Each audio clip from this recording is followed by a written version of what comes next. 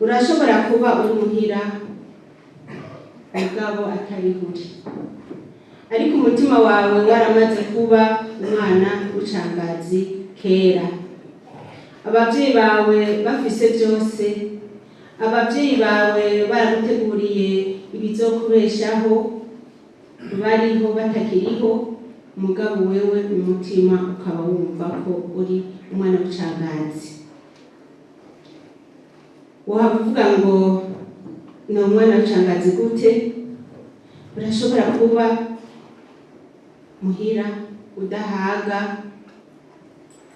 n'ivyo abavyeyi baguhaye, utanezererewe ivyo muhira iwanyu, naho bokugaburira gute ukaguma wumva ufise itama, ukaguma wumva hari ikintu ubuze muri wewe, ugaca utangura rero kwiyumvira inzira wocamwo kugira ngo umutima wawe unezerwe, kandi ugasanga ni inzira mbi, inzira itagushikana ku buzima bwiza. Niho usanga abana benshi rero batangura kuja mu buhumbu. Kubera iki? Haca haza umuntu abahendesha bimwe bumva ku mutima wabo wifuza. Urashaka kubona umwana umuvyeyi wiwe yamuhaye nk'agashenete atagikunda mugakinza habo, ne wambaye ishenete nyene bayabaye, umutima wawe ukiruka, nanje noronka gute irya aho uri mu nzu kwa so wawe, umugabo waramaze kuba umwana w'ucangazi, umutima warangaye kera waragiye, utakiri muri iyo nzu uri umwana w'ucangazi.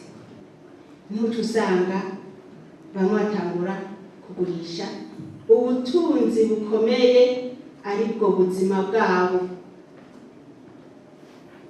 camutangura kwiyegereza barya babitanga, nkabarya babihaye nk'abana babo. Aho nyine ndacari ku bakobwa, aho ndi ku bakobwa, gaca ugenda kumugwiza atunga kanaka kazoricisha ku kaziwe, aho ntaguhamagaye kamugerageza, hanyuma mu nyuma kigerageza nawe nyine kikamufata, gaca utanga kumubwira ivyo wifuza. Ndifuza iki, nawe ati kiguhabwe. Mugabo hira abavyeyi atako batagira kugira ngo wambare, kugira bagusiga amavuta, kugira ngo ufungure, mugabo umutima wawe umwana w'ucangazi yaragiye. Aha rero uzohakura iki? Naho usanga inda z'ibitwarire, umugera wa sida.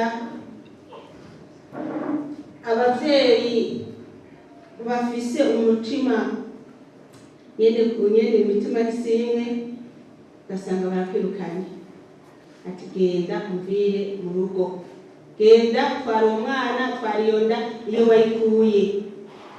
Mwumvise ubwanga aho utangurira, ugaca ugenda, wa muntu nguwo arakwihakanye, we twahuriye harya biguha kubera ugihagaze neza, harya biguha kubera ukigororotse. Mugo umaze kugira ahantu uba ukigikoni, aho rero tutangura kwangara. Ivyo kenshi turavyumva mu ntahe z'abana badushingira, abo abavyeyi baba barirukanye bagaca batangura kuja gushurashura, bagaca bashurashura abavyeyi b'inzu, ugasanga bagiye kurondera naho boza koza isafuriya, naho boza kurya umuceri wazigiriye mu isafuriya, kugira ngo babeho babesheho n'umwana, kandi ari umwana w'uwifise muga yamwihakanye. Aho aba yabaye umwana w'ucangazi. Bihera muhira.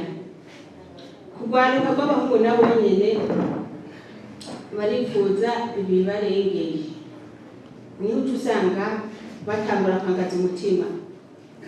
Papa mama heraye numvise akazi nyambaye Serbia niho hagezweho, turagiye kurondera amahera, turagiye kurondera ubuzima, kandi ubuzima bwari bubakwiye. Yumvire nk'umuntu ashobora gufata amahetike y'indege, murazi ko ntabagana, atanguye kugira umugambi muto muto, burya umuntu bavuga ngo izo zibika zaramara, umuntu afise ahahera ahashika n'ahabandaniriza. Gaca usanga aragiye ngaho nabo bamutuma ntibamwakiriye, atangura kurara hanze, ahahuye hariho na Ivere muhiri wabo yarifuka n'uburengeti na burya bwazamu, imbeho igahera, mugabo ngo byaraye mu biti muri Ivere. Catangura kwiyumvira rero n'icompa mu nkoko hamwe bashusha kugira ngo imiswi ntigware, noja kwirarirayo inumbeho karikira. Ugasanga umuntu yabaye icangazi kera, ko umwana w'icangazi si ukuvuga ko avuye mu rugo rwa so gusa, shano kuva mu gihugu umutima wawe ukumva ko mu Burundi muhanezererewe. Numva umengo jewe noja kuba mu kindi gihugu, ico kindi gihugu gisumba igihugu mavukiro yawe ni ikihe? Tugifate nk'umuvyeyi wa twese, umuvyeyi adukunda. Uno musi tuve ngaha twese tuvuga tuti nzibera muri Yesu, narose ubwugamo butava, nararose ubuhungiro, narose aho nzoshira umutima wanje.